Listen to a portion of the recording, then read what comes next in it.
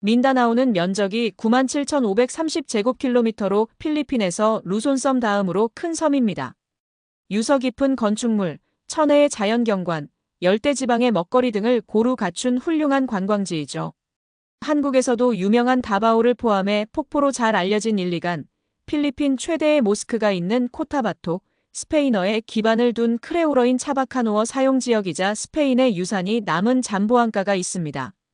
하지만 현재 이 섬은 마음대로 갈 수 없죠.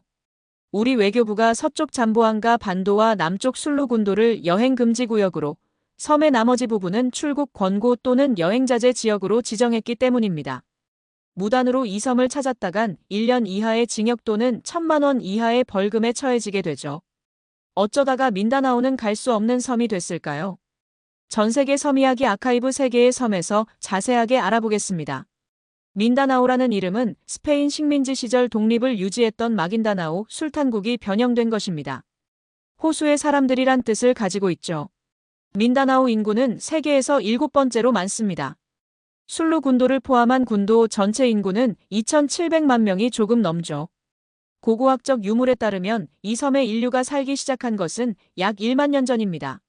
수바논족은 기원전 4,500년에서 2,000년께 신석기 시대에 잠보안가 반도에 정착한 것으로 추정되고 있죠. 민다나오도 초기엔 힌두교와 불교 문화의 영향을 받았죠. 14세기에 이슬람교가 전파되면서 섬의 운명이 완전히 바뀌게 됩니다. 이후 술루, 라나오, 마긴다나오 등의 술탄국들이 건립되면서 이슬람 문화가 꽃피었죠. 이후 16세기 초 스페인 정복자들이 이 섬에 쳐들어옵니다.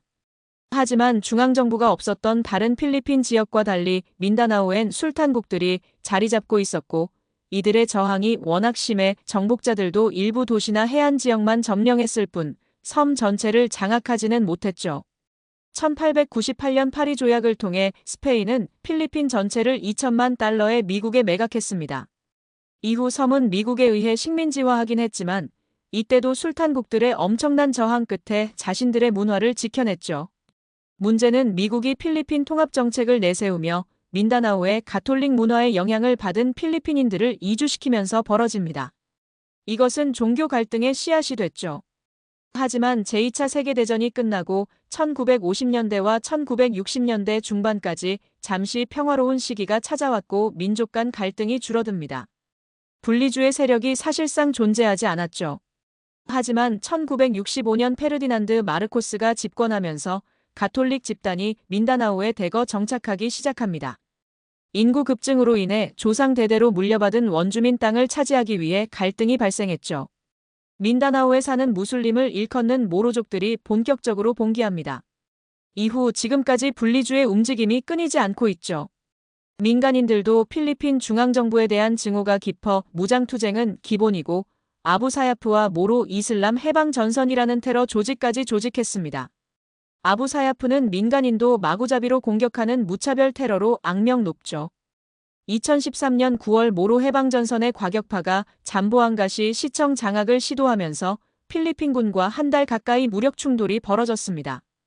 2017년 5월 23일 이슬람 국가를 추종하는 극단주의 세력이 섬 중부에 위치한 마라위를 점령하자 필리핀 정부가 60일간 계엄령을 선포한 뒤 진압작전을 벌였습니다.